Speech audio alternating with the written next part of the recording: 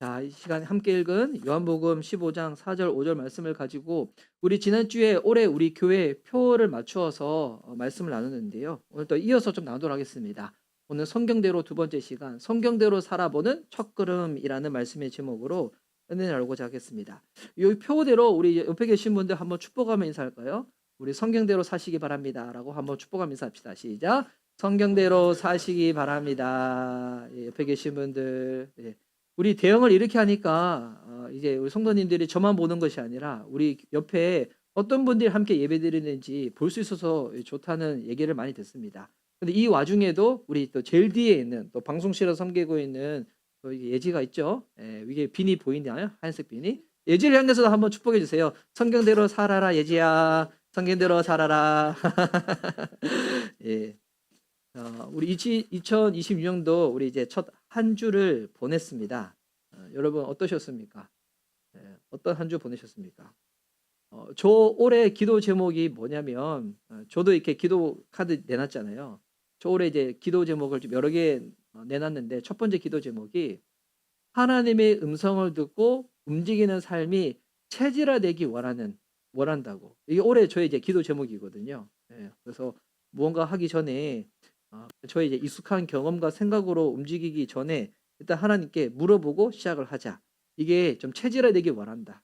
예, 이게 좀 기도 제목인데 그래서 이번 주는 나름 노력을 한 것 같아요. 그래서 이제 아침에 시작할 때 이 새날 경건 기도를 통해 가지고 일단 성경을 읽고 또 감사하게도 이번에 또 줌으로 같이 오셔 가지고 또 교독하신 분도 있어서 너무 감사한 것 같아요. 그리고 이제 기도를 하고 나름 열심히 살았는데 마음에 이제 그런 마음이 있어요. '올 한 해 좀 이렇게 꾸준하게 좀 살았으면 좋겠다.' 그런데 이제 막상 살아보면 그렇잖아요. 뭐 여기 이제 나이가 제일 어린 친구가 우리 루비죠. 예, 루비도 이제는 뭐 인생 살 만큼 좀 살아봤잖아요. 예. 10년 이상 살았으니까. 예. 그렇지 않나? 예. 근데 이제 살아봤으니까 그거 알잖아요. 어떤 주는 참 잘 보낸 것 같아. 의미 있게, 보람되게. 근데 어떤 주, 어떤 하루는 어때요? 그렇지 않고 그냥 흘러보낸 것 같기도 하고 또 어떨 때는 '아 내가 시간을 너무 좀 낭비한 것 같다. 탕진한 것 같다.' 좀 이런 생각이 들 때도 있잖아요. 여기 계신 분들은 이번 한 주 어떻게 보내셨나요? 예, 제가 아침마다 이제 기도 카드 가지고 작성을 할 때 기도를 하는데 제가 단톡방에도 올려 드렸잖아요. 하루 이틀까지는 그냥 기도 제목만 보고 기도를 해요.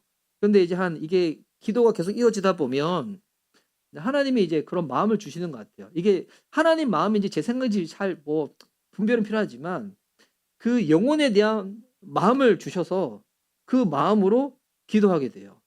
예, 나와 있는 기도 제목 그 표면적인 거 안에 숨겨져 있는 그 이면의 모습을 하나님께서 좀 이렇게 보여주시면서 그렇게 기도하게 되거든요. 그래서 그 영혼 놓고 기도하면서 하나님이 요런 마음들을 좀 많이 주세요. 그리고 이제 목장 모임 하시고 난 다음에 또 목장 모임에서 기도 제목을 또 이렇게 목자님, 목녀님이 정리해서 올려주실 때가 있거든요. 저희 이번에 CTCK 목장 모임을 봤어요. 기도 제목 보니까 우리 성도님들 정말 이렇게 치열하게 좀 바쁘게 이렇게 한 주를 보내신 것 같아요. 예.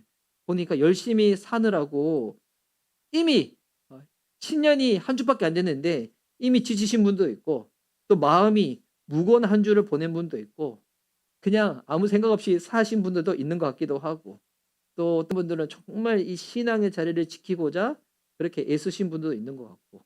예. 그리고 이제 지난주에 오셨던 이 방문자분들이 내놓은 기도 제목 카드도 붙잡고 기도하고 있었거든요. 근데 보니까 이렇게 한국에 돌아오셔 가지고 '어떻게 적응할까? 어떤 교회를 섬길까?' 또 이런 고민을 하시는 이 분들도 계시고. 그러니까 우리가 이번 한 주간 살 때 정말 다양하게 사셨을 거예요. 각자 다른 모습으로 살았는데 근데 참 감사한 거는 지금 이 순간 이 같은 자리에서 예배하고 있다는 거. 예. 이 참 감사한 일이지 않아요? 요즘은 식구들도 그렇잖아요. 식구들도 저희 가족은 저희가 이렇게 음악 프로그램을 되게 좋아하거든요. 그래서 이렇게 이 어떤 음악 프로그램 할 때 같이 보는 프로그램이 있어요. 그 싱 어게인이라고. 이번 주에 끝났거든요. 근데 화요일 날 밤에 했는데 그때는 저희 이제 그 집에 태블릿 PC 하나 식탁에 올려 놓고 저희 가족이 다 같이 봐요. 예. 다 같이 보는데 저희 가족은 그게 익숙해 가지고 그냥 그러는데 근데 이거를 어떤 분들은 되게 약간 생소하게 느끼시는 분도 있는 것 같아요. "뭐야 가족이 다 같이 한 프로그램을 본다고?" 예. 여러분 이렇게 무언가를 같이 한다. 요즘은 가족들도 바빠 가지고 일주일에 다 같이 식탁에서 밥 먹는 시간 갖기가 참 쉽지가 않죠. 애들이 중학생만 되면 이제 그렇게 돼요. 예. 초등학교까지는 그래 밥 먹는 시간이 자주 있는데 중학교 올라가면 이제 그 아빠들은 아들의 배신을 경험하게 돼요. 예. 그리고 이제 딸들도 이제는 친구들과 더 많은 시간을 보내고 엄마들과 데이트 잘 안 하게 되는 시간들이 오게 돼요. 라미는 그렇지 않을 것 같아. 맞지? 엄마랑 시간 더 많이 보내고 남자친구 사귀지 않을 거고 영원토록 같이 사실 거고. 네. 남자친구 사귀고 결혼도 해야지. 해야 되는데 그래서 이게 관심이 모인다는 건 참 감사한 일인 것 같아요. 우리가 진짜 하나라는 거죠. 한 가족이고 하나의 영적인 공동체이고. 예. 이게 믿음의 가족이 된다는 말이거든요. 오늘 설교는 지난주에 이어서 올해 우리 교회 표 기억나시죠? 성경대로 함께 첫걸음을 놓다. 예. 좀 길지만 이렇게 의미를 생각하면 되게 쉬워요. 성경대로. 홀로 아니고 함께. 어떻게? 첫걸음을 그냥 생각만 하는 게 아니라 놓다. 예, 순종을 해 보자는 거잖아요. 거기에 좀 어떻게 이어지는 설교입니다. 그래서 성경대로 살려고 하는데 그러면 과연 첫걸음을 어떻게 놓을 것인가라는 부분이에요. 이번 성경대로라는 이 문구를 딱 들었을 때 여러분 어떤 느낌이 드세요? 오늘은 이게 인원수가 적어 가지고 그냥 한 분 한 분 묻기 되게 좋은 것 같아. 성경대로 딱 할 때 느낌이 어떤 것 같아요? 예. 되게 솔직하게. 왜 부담스러워요? 예? 아 예. 제가 이 대답을 윤숙 자매님한테 들은 적이 또 있었어요. 예전에 몇 년 전에. 예. 제 장기억이 좋아 가지고. 예. 그래서 성경대로 하면 진짜 그런 마음들이 들어요. 일단 부담이 돼. 예. 좀 권위적인 것 같기도 하고 '과연 내가 이렇게 살 수 있을까?' 그렇게 살아야 될 것은 아는데 살지 못하는 내 모습을 여러 차례 경험하다 보니까 이제 부담이 되는 거예요. 근데 오늘 이 본문은 성경대로 살고자 하는 삶의 출발점을 가장 단순하게 보여주는 이 내용이에요. 말씀이에요. 예. 어떻게 우리가 첫걸음을 뗄 수 있는가? 되게 심플하게 보여주는 내용이거든요. 그래서 오늘 설교를 정말 좀 이렇게 심플하게 하려고 해요. 예. 저도 가끔씩 이제 그런 예전에 개척 초기 때는 그런 욕심들이 많이 들었거든요. 예. '내가 성경 얼마나 잘하는지 한번 보여줘야지.' 막 이렇게. 주님 마음보다 제 마음이 앞서 가지고. 근데 그건 아닌 것 같아. 예.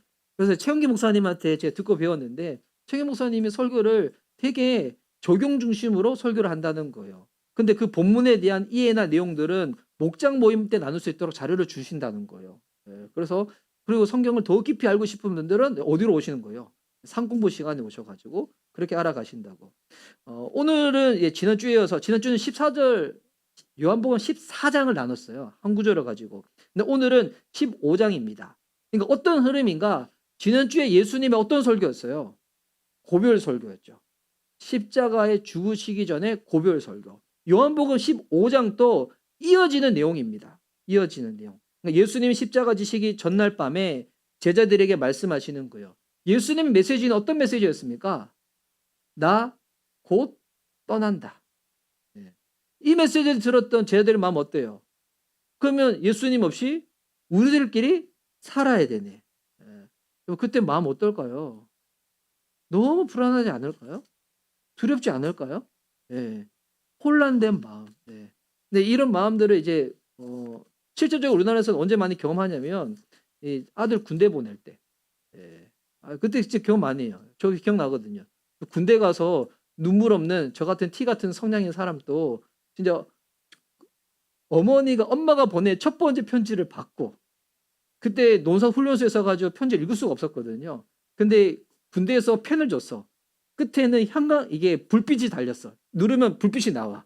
그래서 이렇게 모포를 뒤집어 쓰고 엄마 편지를 불빛에 비춰서 읽으면서 울었던 기억이 있어요. 예. 군대에서 오다 혼자인 줄 알았어. 예. 그런데 이제 우리 아들 곧 옵니다. 예. 금방 석현이 이제 오러 오겠죠. 예. 근데 그때 이제 주님이 저희에게 하시는 말씀이에요. 근데 오늘은 우리 너무 잘 아는 비유죠.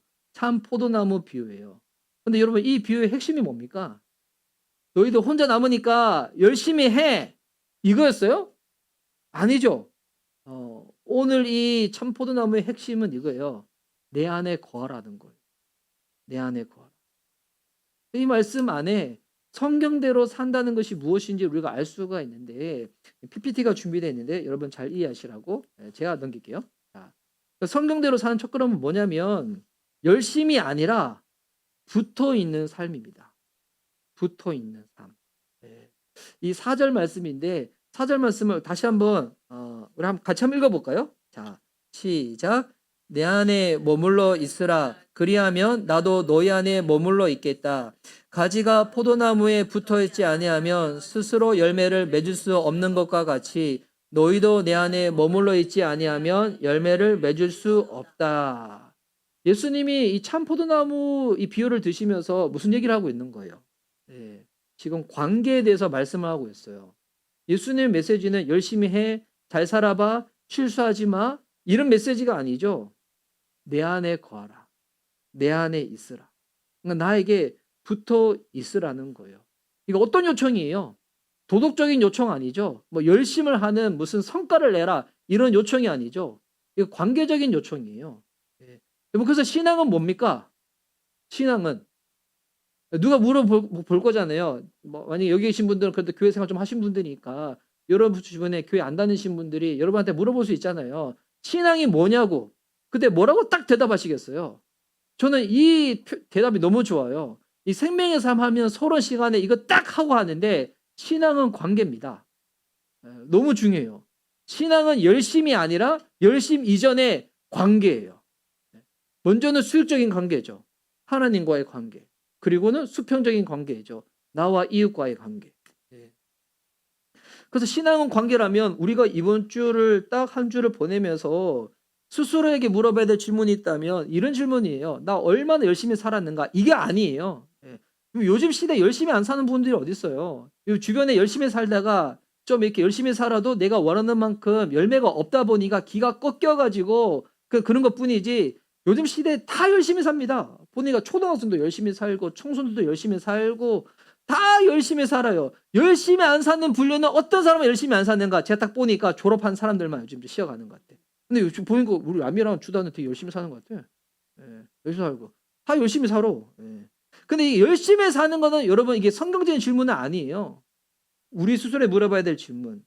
나는 얼마나 예수님과 관계 맺으며 살았는가? 이 질문은 참 중요한 질문이에요. 어떻게 보면 날마다 우리 스스로한테 물어봐야 될 질문. 주일 예배 드릴 때, 주일을 시작할 때, 그냥 내가 먼저 스스로에게 물어봐야 될 질문이 있다면 이 질문입니다. 관계 맺으며 나는 살았는가? 예수님과. 바쁘게 살았지만 떨어져 사는 인생들이 있어요. 교회 안에도. 그리고 열심을 냈는데 혼자서 살아가는 인생들도 있거든요. 뭐 붙어 있는 가지. 다른 말로 해서 예수님께 붙어 있는 삶의 특징이 뭘까요? 붙어 있을 때만 할 수 있는 것. 그분과 교제 나눌 수 있어요. 그분과 대화 나눌 수 있어요.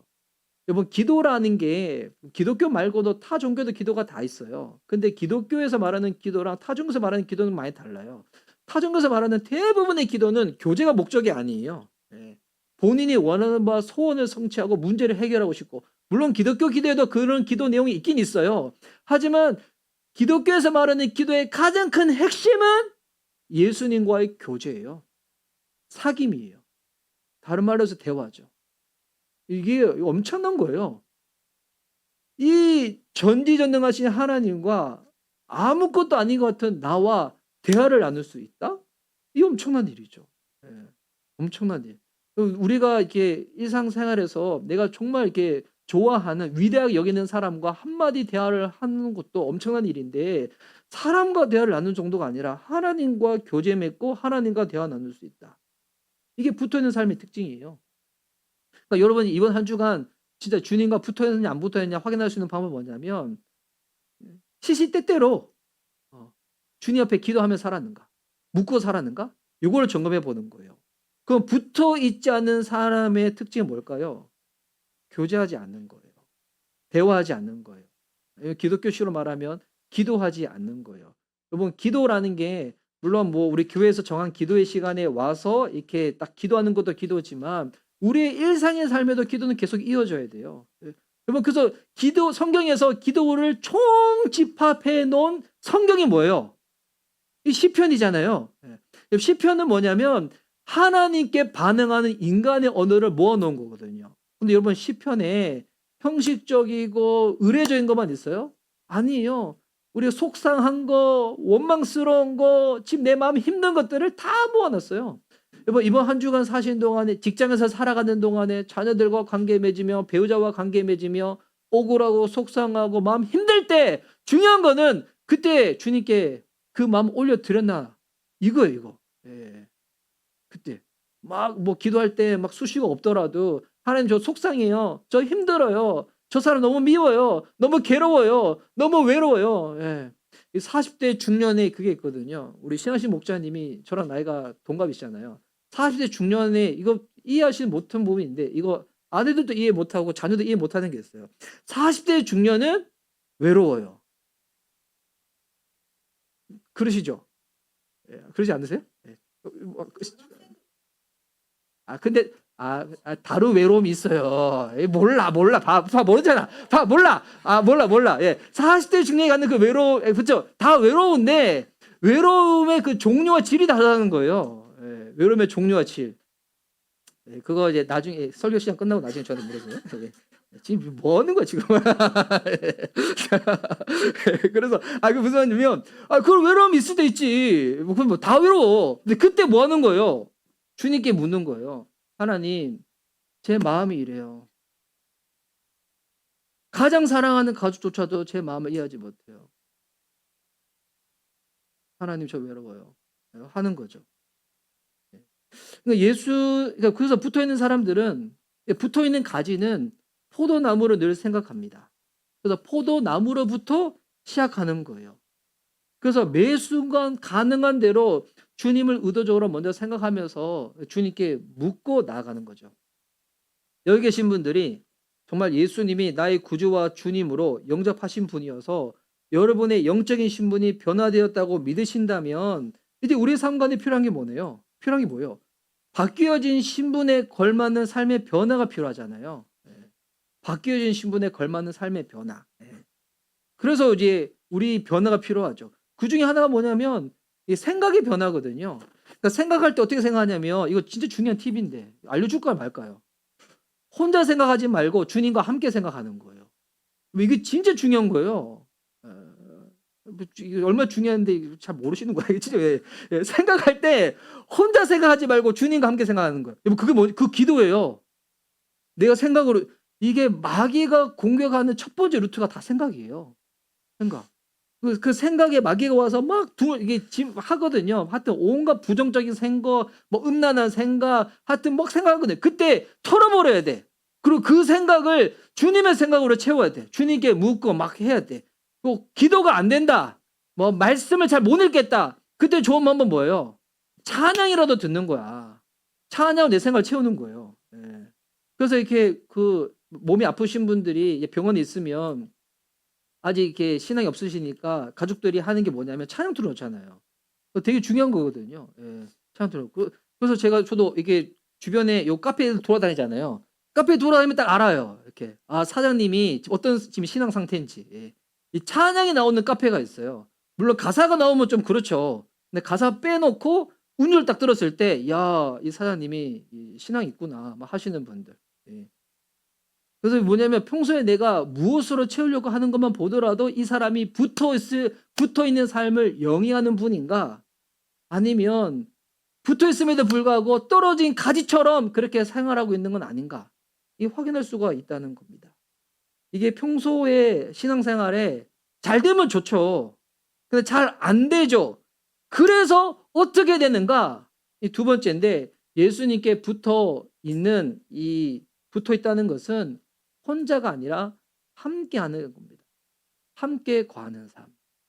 예. 되게 중요해요. 함께 거하는 삶. 오늘 본문에 보면 예수님께서 저희들에게 고별 설교를 하시잖아요. 참 포도나무 비유를 드시면서. 근데 지칭하는 대명사가 계속 뭐냐면 너희가예요. 너희가. 이거는 그냥 번역만 너희가로 한 게 아니라 원어적으로 봐도 이거는 복수형이에요. 너희가. 그러니까 이 말은 예수님이 지금 개인 신앙을 부정하는 말이 아니에요. 혼자서 버티는 신앙을 전제하지도 않는 거죠. 그러니까 당시 제자들한테 한번 그림을 그려보세요. 예수님의 제자들과 지금 같이 있어요. 예, 거기서 이제 성찬도 했죠. 발도 닦였죠. 발 먼저 닦이고 또 성만찬 했잖아요. 그리고 예수님이 말씀을 하시는 거예요. 그 방에 모여가지고. 그때 예수님이 참 포도나무 이야기를 합니다. 이 포도나무는 그때 당시 그 지역에 가장 보편적인 이 과실수였어요. 그래서 구약에서 포도나무 하면 이 뭘 상징하냐면 이스라엘 상징이에요. 근데 여러분 이스라엘 중에 진짜 이스라엘 누구라고요? 예수님이라는 거예요. 내가 참 포도나무라고. 네. 그때 제자들이 떠오르는 참 포도나무. 이 참 포도나무 여러분 그림 본 적 있어요? 포도나무 그림 본 적 있어요? 단독 가지가 아니에요. 이거 제가 이미지를 띄우려고 했다가 안 띄웠는데 이 포도나무 가지는 서로 엉켜 있어요. 그렇게 연결돼 있어요. 그런데 떨어지는 순간 어떻게 되는 거예요? 가지 생명 종료 딱 되는 거예요. 예. 떨어지는 순간 생명 끝나는 거예요. 그래서 여러분 이게 혼자서는 힘들어요. 같이 엉켜 있어야 돼요. 붙어 있어야 돼요. 그래서 제가 우리 성도님한테 이게 요즘 자주 말씀드리는데 우리가 평소의 삶에서 생각으로 계속 주님께 묻고 기도하는 게 훈련돼 있고 체질화돼 있으면 너무 좋아. 근데 잘 돼요? 잘 안 되죠. 잘 안 되기 때문에 하나님이 우리들에게 안정장치로 둔 자리가 있어요. 평생에 우리가 지켜야 될 두 자리. 예배 자리와 목장의 자리예요. 예배 자리와 목장의 자리. 그리고 나는 말씀으로 좀 더 훈련받고 싶다? 그런 분들은 이제 뭐가 열려 있는 거예요? 삶 공부가 열려 있는 거예요. 그래서 이거는 성경에 꼭 그런 건 아니지만 제가 이제 권면드립니다. 우리 교회 성도님들한테. 여러분 최소한 1년에 1개 이상 삶 공부를 들으셔야 돼요. 솔직히 1개는 좀 부족해 막상 해보면. 우리 학생들도 방학이 있고 학기 있고 방학이 있고 학기 있잖아요. 원래 2개 이상은 들어야 돼 학기마다. 예. 이 훈련을 받아야지 내가 생각하지 되지도 않는데 훈련도 안 받는다. 그러면 계속 그 모습으로 주님 만날 날까지 그 모습으로 갈 거예요. 예. 여러분 진짜 하나님은 살아 계세요. 우리 삶의 끝이 옵니다. 죽음이 와요. 성경 말씀대로 주님의 심판 앞에 쓸 날이 반드시 올 겁니다. 그래서 믿는 자들이 항상 점검해야 될 게 뭔지 알아요? 구원점검이에요. 구원점검. 나 한번 예수 믿었으니까 죽어도 천국 가는 거지. 예. 틀린 건 아닌데. 여러분 진짜 은혜로 살아가는 사람들은 늘 점검합니다. 이번 주 수요일 날 우리 교회 성도님 아니고 다른 교회 집사님이신데 그분 참 성경 사랑하시는 분이거든요. 근데 그분이 이제 시편 읽고 나눌 때 무슨 얘기하냐면 본인의 구원이 진짜 마지막 때에 구원받을 수 있는 구원인지 불안하다고. 제가 그 얘기 들으면서 이 생각이 들었어요. 진짜 신앙생활 잘하시는 분들은 날마다 이걸 점검하는데 신앙생활을 어떻게 보면 잘 못하신 분들은 이에 대해서 관념이 없는 것 같아요. 네.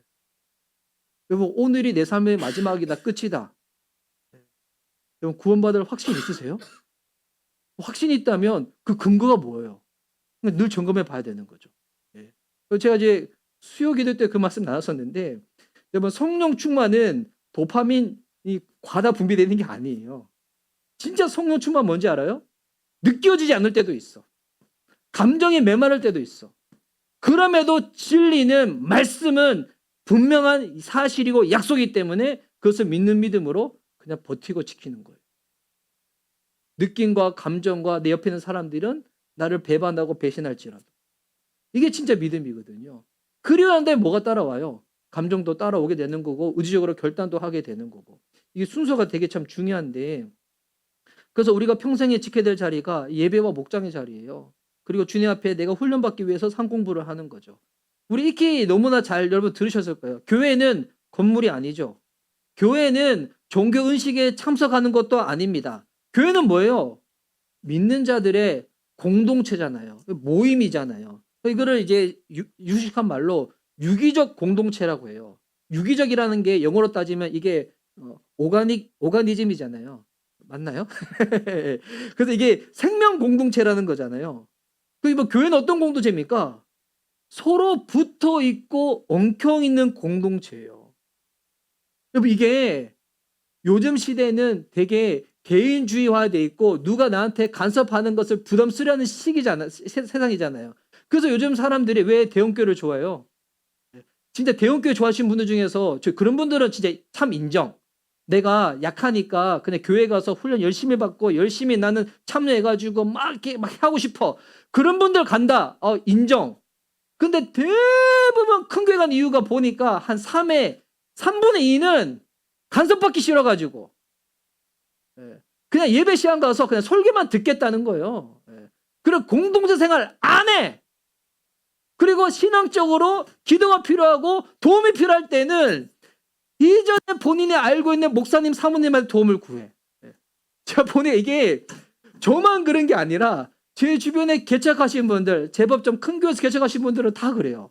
그래서 그분들이 저와 비슷한 착각을 많이 하더군요. 그래서 이제 어떤 분들이 요청을 하는 거예요. 사모님, 목사님, 제가 지금 신앙적으로 이렇게 고민되는데 좀 도움을 주세요. 저 이런 기도가 있는데 도움을 주세요 하면 목사님들이 어떻게 착각을 되게 하냐면 우리 교회 오려고 그러는 건가?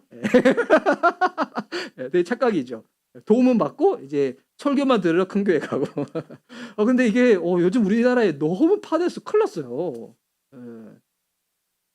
그러니까 엉켜있는 게 싫은 거야. 누가 내 신앙에 있어서 간섭하는 게 싫은 거예요.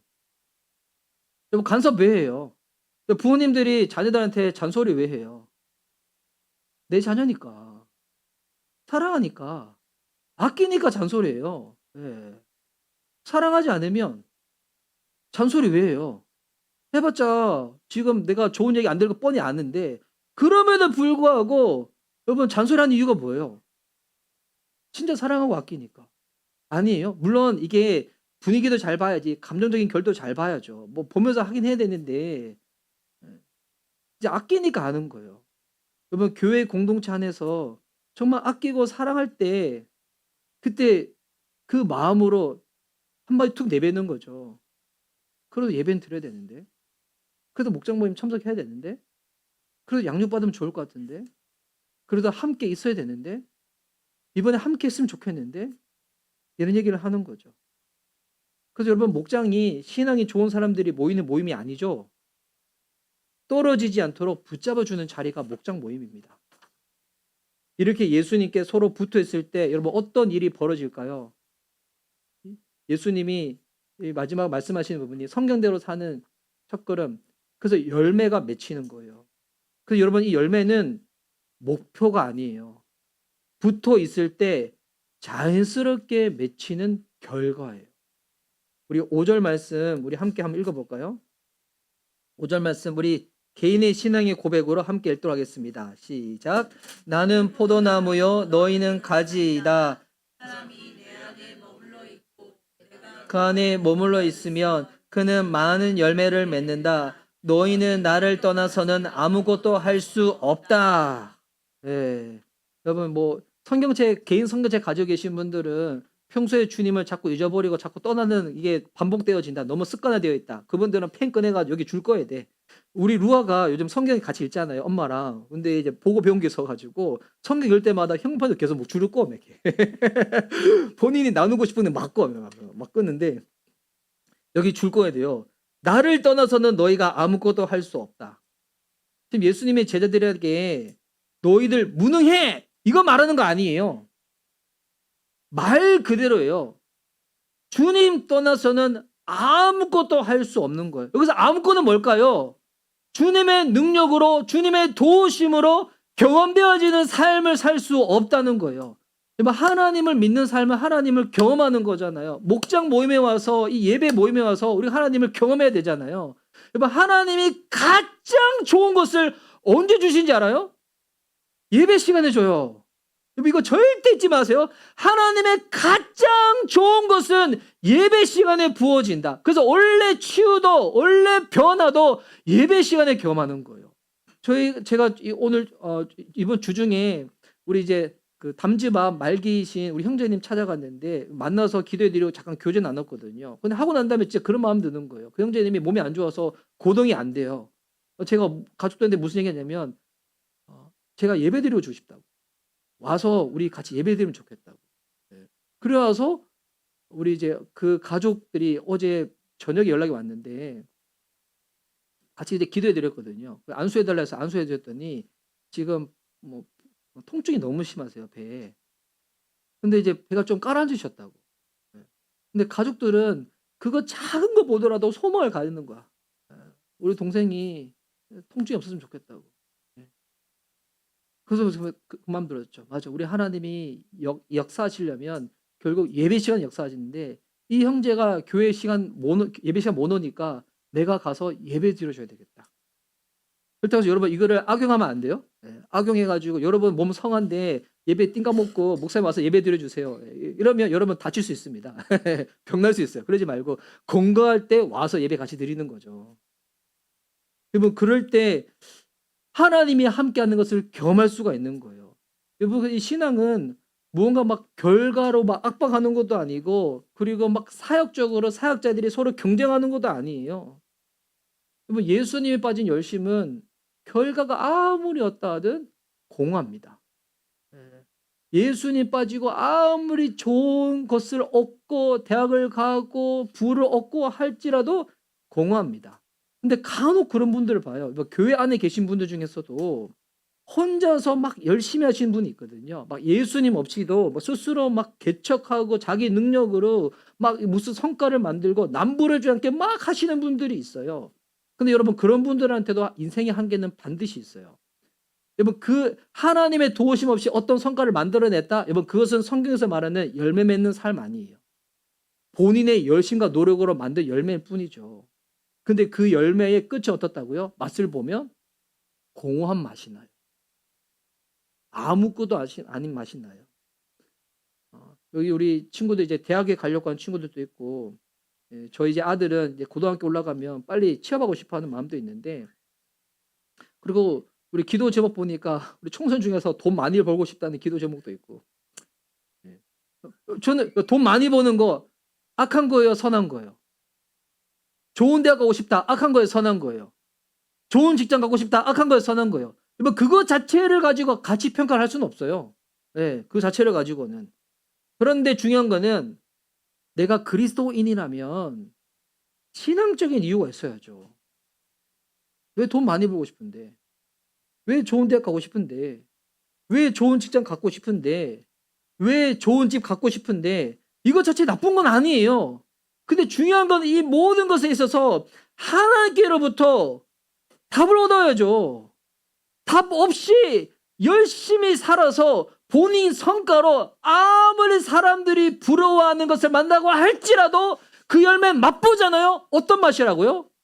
공허한 맛이에요. 공허한 맛. 네. 그래서 저는 우리 교회에 계신 우리 특별히 청년들, 청소년들이 그 답을 진짜 하나님과 씨름하면서 얻었으면 좋겠습니다. 근데 하나님께로부터 맺어지는 열매가 있어요. 하나님께로 맺어지는 열매는 혹 내가 남들보다 좋은 대학 가지 못하고 좋은 직장 가지 못하고 돈 많이 벌지 못하더라도 하나님께 붙어 있으면서 내가 맺은 열매를 딱 맛보잖아요. 어떤 맛인지 알아요? 기쁨의 맛을 봐요. 하나님께서 맺으신 열매의 맛은 기쁨이에요. 이 세상이 주는 기쁨하고 다르거든요. 이거 열매 다 따먹고 이 열매 맛봐야 되지 않겠습니까? 네. 이게 이거예요. 애를 낳고 싶어서 결혼하는 것이 아니라 정말 주님께 붙어 있어서 주님과 교제하다 보면 그분과 사랑의 인격적인 교제를 나누다 보면 애가 생기고 열매가 맺히는 거예요. 여러분 신약교회의 특징이 보면 사도행전의 교회 특징이 회심자가 있고 예수님 믿는 사람들은 변화가 있고 그 가운데 기쁨이 있는 거거든요. 근데 이게 우리의 신앙에 과다한 목표가 되면 지칠 수가 있어요. 근데 이거는 점검하는 잣대는 돼야 돼요. 예. 내 신앙의 기쁨이 있는가? 내 삶의 변화는 있는가? 나를 통하여 주변에 믿지 않는 사람들이 뭔가 좀 꿈틀꿈틀 움직이는 그런 변화들은 있는가? 반응들은 있는가? 예. 그 성경대로 이 목표로 살려고 하다 보면 이런 결과들이 이런 열매들이 결과로 주어진다는 거예요. 그러니까 붙어 있는 게 우선이에요? 그럼 이런 열매가 맺히는 거예요. 예. 그러다 보면 이번 전도가 어떻게 되는지 알아요? 전도가 되게 자연스러워져요. 전도가 자연스러워지고 변화는 급하게 오지 않지만 천천히 이루어져요. 성장이 눈에 띄지 않는 것 같지만 시간 지나서 보면 그 사람이 딱 성장해 있어요. 그리고 그 변화는 확실한 변화입니다. 예. 이게 되게 성경적인 변화거든요. 제가 이제 우리 교회를 위해서 올해 기도하고 있는 제목 중에 하나가 있어요. 그 뭐냐면 예, 너무 현실적인 기도인데 되게 현실성이 없는 기도이기도 하거든요. 예. 제가 수요기도 때 나누는데 하나님 이제 우리 교회가 이렇게 좀 계속 유지되기려면 하나님 좀 이렇게 세 가정 정도가 좀 붙어야 될 것 같습니다. 예. 이런 기도하면서도 참 현실성 떨어진다. 이렇게 하면서 기도를 계속 하고 있어요. 진짜 무시로 기도하고 있거든요. 근데 이런 기도를 할 때 제가 2주 전이었어요. 토요일 날 밤에 이 기도를 하면서 이게 침대에서 자는데 주님이 저한테 그래서 내가 주님께 물었죠. 하나님, 교회 존재 목적은 영혼군에서 제자 만드는 건데 우리 교회가 영혼군에서 제자 만들기 위해서는 우리 현실에서 살아가니까 유지되기 위해서 하나님 몇몇 가지 좀 더 필요한 것 같습니다. 그때 주님이 저한테 어떤 마음 주셨냐면 이런 마음 주셨어요. 수요기도 때 들으셨던 분들은 처음 듣는 것처럼 들으시기 바랍니다. 네. 그게 나랑 무슨 상관이 있어?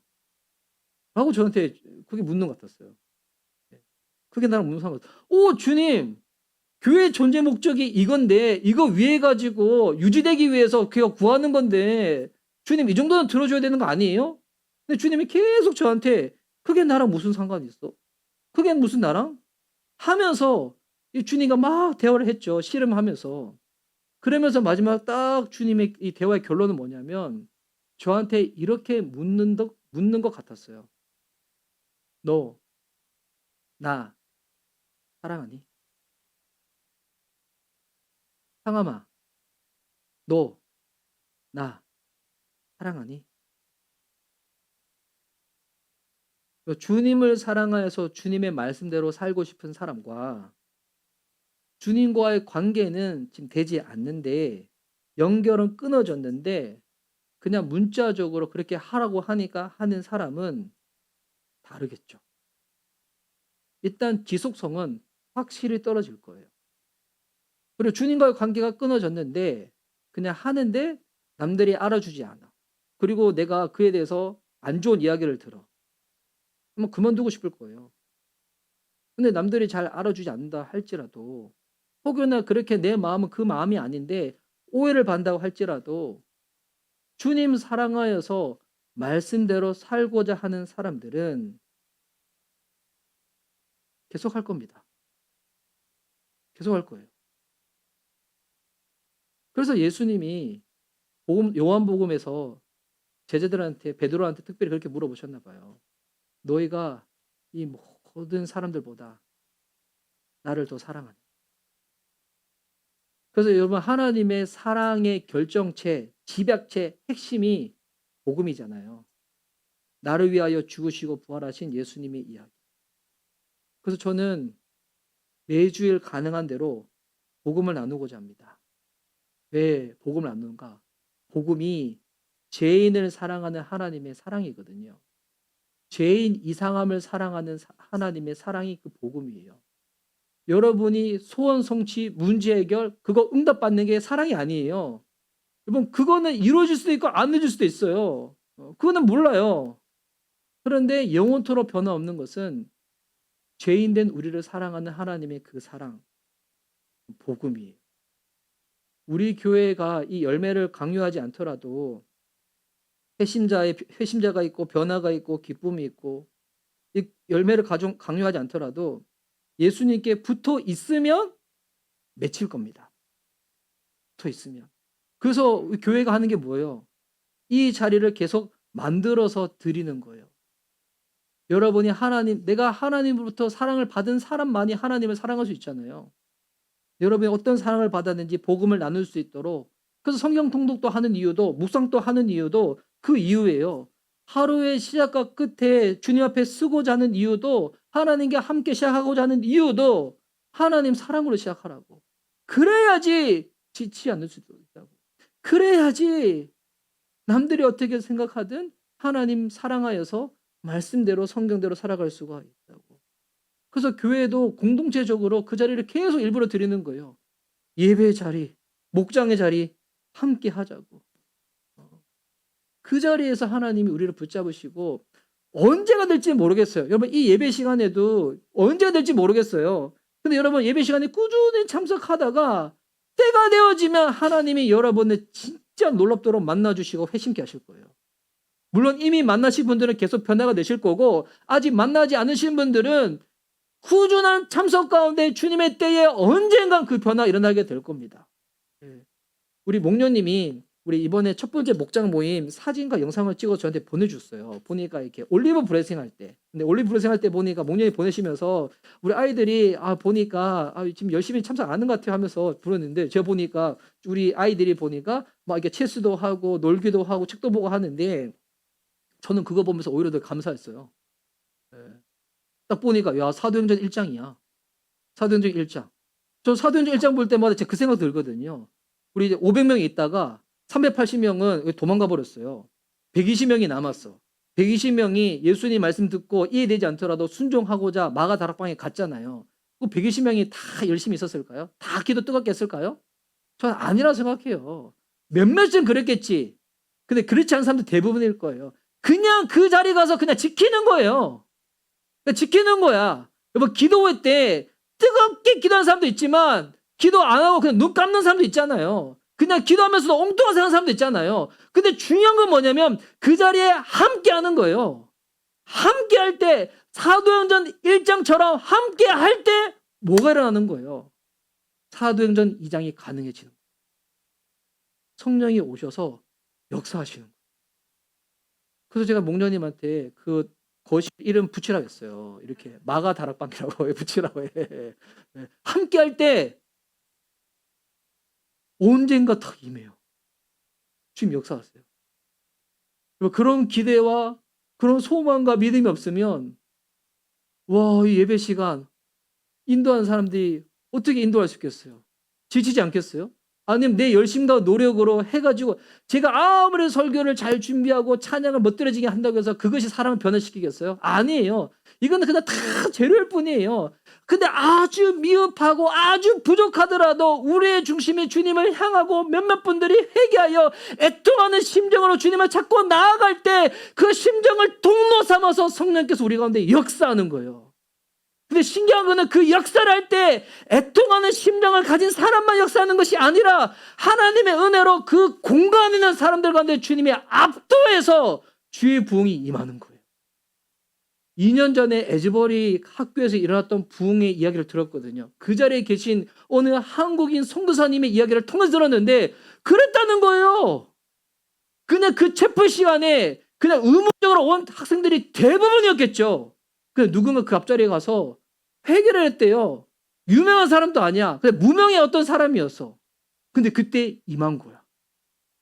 찬양팀이 이런 세션도 없어요. 뭐 에즈버리 학교 보니까 되게 약간 정통적으로 뭐 그렇게 하는 데인데 그런데 그 찬양 가운데 그 말씀 가운데 그 기도 가운데 평소처럼 평범했는데 애통하는 그 사람의 심정을 통하여 하나님의 때가 되니까 주님의 은혜가 되니까 주님 막 역사해버린 거예요.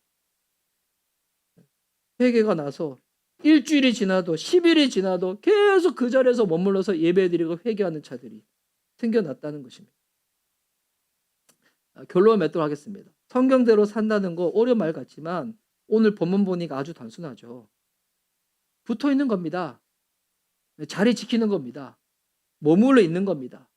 떨어지지 않겠다는 그 촉감으로 나아가는 겁니다. 저도 우리 교회 청소년들이 어느 선교단체 청소년들처럼 막 열심히 이거 막 했으면 좋겠는데 근데 그러지 않아도 괜찮아요. 언젠가 주님 그렇게 만들어 가시겠죠. 그런데 중요한 거는 예배 자리를 놓치지 않는 거예요. 주님께 붙어있는 자리 놓치지 않는 거예요. 그리고 하나님이 감동 주실 때가 있거든요. 분명히 감동 주실 때 있어요. 어떤 감동 주냐면 나 평소에 그 생각 안 해봤는데 새가족반을 들어봐야 되나? 상공부를 해봐야 되나? 내가 이번 수련회 한번 참석해봐야 되나? 근데 이 감동이 정말 희미하게 와요. 평소에 여러분 생각은 그런 감동이 대부분 평소는 어떤 감동이 있어요? 빨리 집에 가서 쉬고 넷플릭스 보고 밥 먹고 자자 이거잖아요. 예. 이거 대부분의 생각이잖아요. 근데 그 중에서 정말 희미하게 그게 살짝 올라와요. 참석해볼까? 배워볼까? 하는 그런 감동, 주님의 도우심, 인도하심. 여러분 그거 주님 음성이에요. 그걸 붙잡아야 돼요. 예. 진짜 희미한 그걸 붙잡아야 돼요. 평소에는 우리 쉬고 싶고 그냥 TV 보고 싶고 놀고 싶고 하지만 그때 살며시 올라오는 그 음성을 듣고 내가 붙어 있어야지. 내가 이번에 해봐야지. 라고 할 때 주님 일하실 거예요. 이럴 때는 여러분의 성향과 성격과 성질을 뛰어넘어서 한번 그렇게 해 보시기 바랍니다. 여러분, 성경대로 사는 삶은 저 더 잘하려고 하는 삶이 아닙니다. 예수님께 그리고 서로가 서로에게 붙어 있는 삶입니다. 성경대로 사는 거 그리 어렵지 않죠? 첫걸음 떼는 거 이 정도면 할 수 있지 않겠습니까? 그렇게 나아갈 수 있는 우리 미션 리바이벌교회 모든 지체들 될 수 있기를 예수님의 이름으로 축복합니다.